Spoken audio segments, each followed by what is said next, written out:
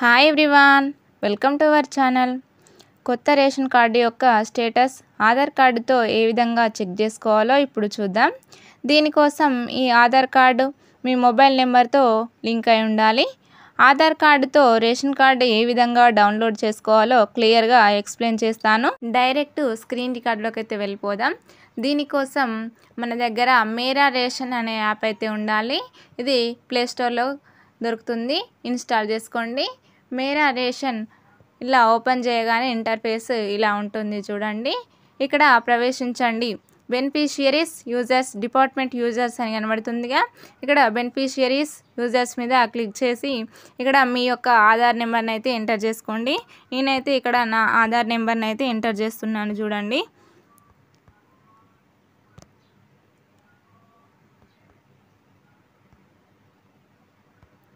Enter చేశాను.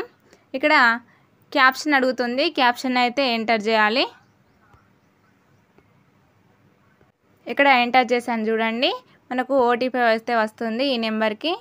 చూడండి, OTP వచ్చింది. ఇక్కడ ఎంటర్ చేయాలి. ఓటీపీ వస్తుంది, కొంచెం సైడ్స్లో ఉంది.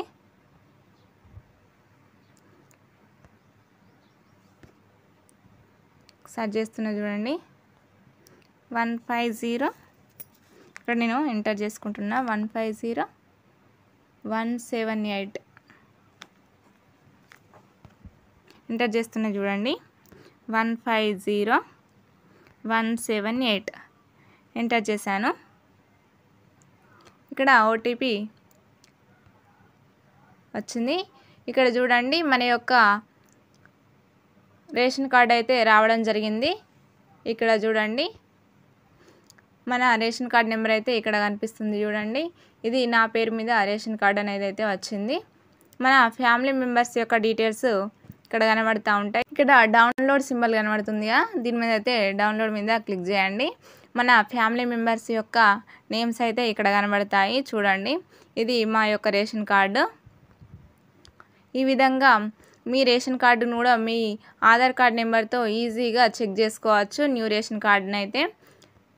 ఓకేనా? ఇలాంటి లేటెస్ట్ వీడియోస్ కోసం మన ఛానల్ని సబ్స్క్రైబ్ చేసుకోండి. పక్కనే ఉన్న బెల్ ఐకాన్ని యాక్టివేట్లో ఉంచుకోండి. నేను ఎప్పుడు వీడియో చేసినా కూడా మీకు నోటిఫికేషన్ రూపంలో రావడం జరుగుతుంది. Okay, thank you for watching.